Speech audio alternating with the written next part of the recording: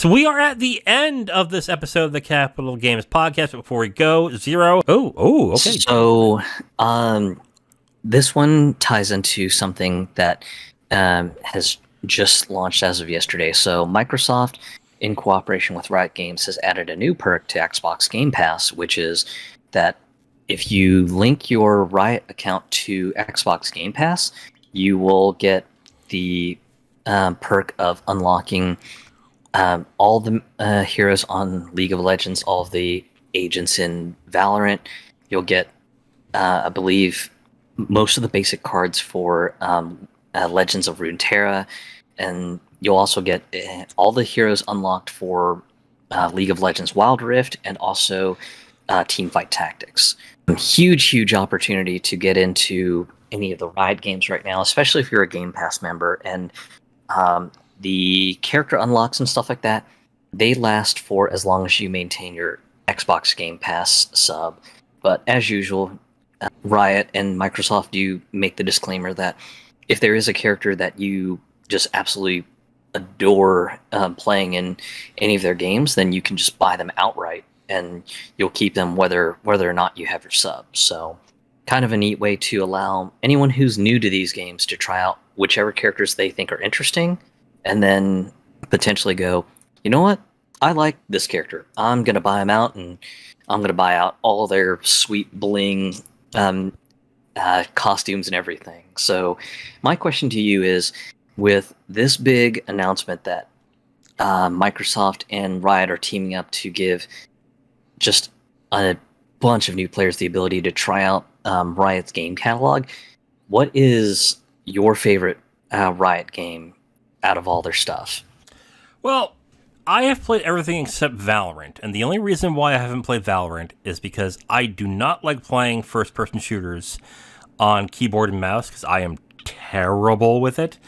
And with what I heard, with how I've heard how competitive Valorant can be, I think putting me there is a terrible idea. So it's definitely not going to be Valorant. I liked Legends of Runeterra. I thought it was a decent card game. It just did not hook me. And I like Teamfight Tactics a lot. I preferred that over Dota Underworlds, even though I started playing those types of games with Dota Underworlds. But my answer is League of Legends. Like, League is a game that I played for years from this point. What got me into it is the old website we used to write and do podcasts for.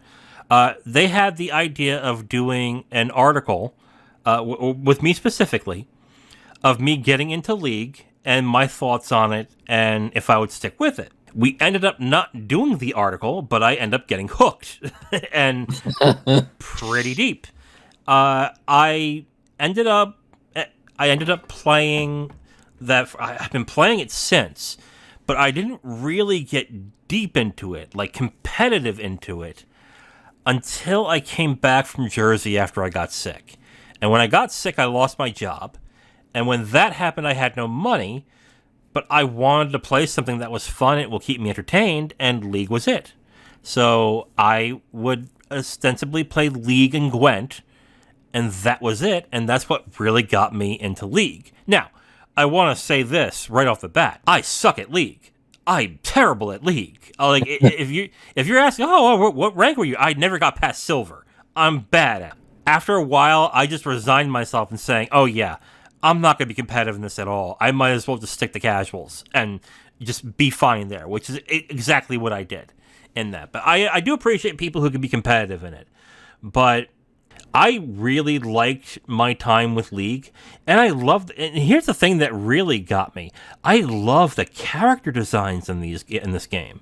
The characters look great. The backstories that they have are actually really good. They put a lot of thought into it, which makes me excited for not only the MMO they're doing, but the fighting game that they're doing too, the Project L. Like, I am beyond excited to see what they do with that, because the characters are actually really good. So, like, League has one huge problem, that's toxicity. The people who play it, and I understand why, because League in itself is a very competitive game, and League in its nature is one mistake costs the match. And I've been in situations where, let's just say, I made a critical error and lost a fight that was about 90 minutes long by that critical error. That's happened to me, and it's not a great feeling. So, yeah. League is my favorite Riot game. I understand why it's popular. I still watch it competitively at certain times. It is a fantastic game, but it's such an intimidating game that's hard for me to recommend to other people. But I love League. What about you? As far as the Riot stuff goes, I really didn't put much time into League, mostly because just I think what shied me away was just the toxic community. Because if I remember correctly, I had some local friends, local to me, who had been like, "Oh man, we're playing League again, and oh, it's so good. You gotta join. You gotta join." And I was like, "Okay, well, I guess I'll play some games. Just try to find a character that I jive with, and we'll go from there." And then I don't know, I don't know or don't remember what it was, but there was a match that, and this was a player versus AI match, so not even like a PvP match even, but I had messed up or did something wrong, and it was likely a beginner level mistake, but just this one real sweaty tryhard just absolutely lost his shit Oh, and yeah. just railed on me. It was just like, "Oh my god, you incompetent dingus! You, how dare you feed the opposing team? Just, you're the worst player in the world. Go fucking kill yourself and drink some bleach." And I'm sitting here going, "Yo, this is my first match. I literally don't know what I did." Yeah. And this guy just, when I made that mention, they absolutely lost it even further. Like, "Oh, you're a freaking noob. Get off this get off this fucking game. This game is only for the best of the best." And I'm sitting here going, like, just thinking to myself, "What the shit? This is just a PvE match. What in the world? You're probably not losing ranks over this. What in the world is going on here?" This guy just absolutely just lost his marbles over it, and I was like, "Okay, well, if that's gonna be how it is, never mind. Not gonna play much. Not gonna play much of League and stuff like that." So that was what I kind of left it at, and then played a little bit of Legends of Runeterra for a bit, because I had a friend on the Discord say, "Oh yeah, just so much better than Hearthstone and everything," and just I didn't really stick with it either. So I was just like, "Okay, neat game, but not for me." Um, haven't played Valorant because I just haven't gotten around to it, and then I did play Teamfight Tactics and Wild Rift on my phone last weekend, just to kind of try them out before the account linking stuff was set up on Monday.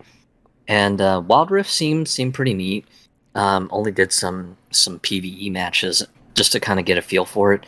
Um, definitely jiving with Ari, because just she's got kind of a playstyle that feels very, very reminiscent to me of Sylvanas from Heroes of the Storm. Hmm. So quite liked playing that, and the fact that right now Wild Rift on mobile has no text or voice chat right now, kind of made it nice. So just not didn't really have to deal with like toxic chat or anything like that. Just it was just more, hey, focus on the game, just focus on playing, and just things happen the way they happen, and you just got to be observant of just your surroundings and stuff. And so that felt pretty fun. And Teamfight Tactics, while I'm not really the best at it and everything, that felt pretty fun too. So of the two that I've actually put a little bit of time into, probably have to say maybe Wild Rift is more what I'm into right now so far, mostly because of just the fact that I really didn't have to deal with community toxicity, because just, again, there's no text chat, there's no voice chat right now. So it was just kind of okay, just get in, play, focus on the match, and if you do good, great. If you didn't do great, then go to the metrics tab, learn where your weak spots are, and just kind of learn to play better from there. That's always been the problem with League, is that the learning curve is steep, and the competitiveness in the game is pretty hardcore. Even if you're on casual, even if you're doing PvE, good lord, on PvE. I've had one time where we lost on a PvE. That was an interesting time. That's happened to me too, where I made I made a single mistake, and I just get blasted by somebody in chat, and it's terrible. And I personally, I hate it. To be completely honest, I think it's terrible. Even if you do if you do a pretty bad mistake. But yeah, but even I can admit, League is what got me into MOBAs, and I was able to learn it pretty well for a good period of time, to where I got comfortable with the game. And there are not games like this really anymore, where the more time you put into it, the more rewarding it is. Which is why I guess I stick with League whenever I go back to MOBAs, or if I really want something competitive and deep, I will go into League. But you still have to learn so many other systems in order to play the game. So it is my favorite, but every time I try and get into it, I have to keep reminding myself, oh, there's a ton of stuff I have to read before I actually get into it. So maybe not. But yeah, League is my favorite. I think Teamfight Tactics is my second favorite of Riot's. But I don't know about you, but I can't wait for Project L. I want to see what that turns out to be. Yeah, Project L looks super interesting. I think the change to them going for a 2v2 team setup, kind of like Blaze Blue cross tag battle, is really interesting, especially since initially Project L was going to be billed as a 1v1 sort of thing, but to see them take it into a 2v2 direction, I'm really interested. And the preview build that they were showing off in one of the more recent videos, showing the current state of development, where they had showed off Ari's moveset, I was just like, yep, jiving with her moveset. I'm really into it. So cannot wait to check her out in Project L. I know the new character that they revealed was interesting because she's got spectral tentacles going on for a zoner sort of play. Allow it, but also yes, but also just the character is also a grappler too. So I was like, oh shit! So you've got a grappler who's also got ranged options. Okay, this could be very interesting. Yeah, and she's a pain in the ass in the top lane.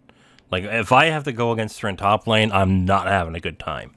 But yeah, Alawi's interesting. As much as Riot gets a lot of flack on things, which they deserve, they make fantastic games. So I'm really looking forward to their new stuff coming.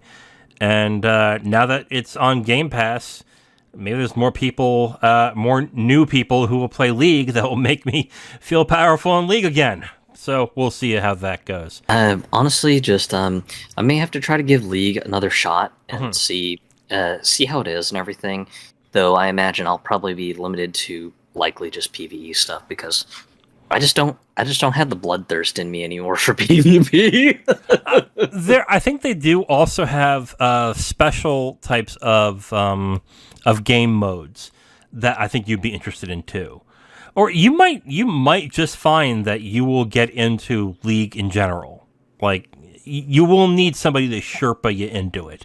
But that's what it took me. It took me numerous matches and Nick to actually really dive me into the game. So we'll see. We'll see how that goes. Thank you for listening to this podcast segment. The Capital Games podcast is done every week, and we post it on all your favorite podcast apps, as well as segments on YouTube. If you want to listen to another segment, you can listen to a new one right there on the screen. We also do a movie podcast called the Capital Games Movie Club. If you'd like, you can go ahead and click on that and see all the movies that we have reviewed from that point. Thank you for listening, and we hope to hear from you soon.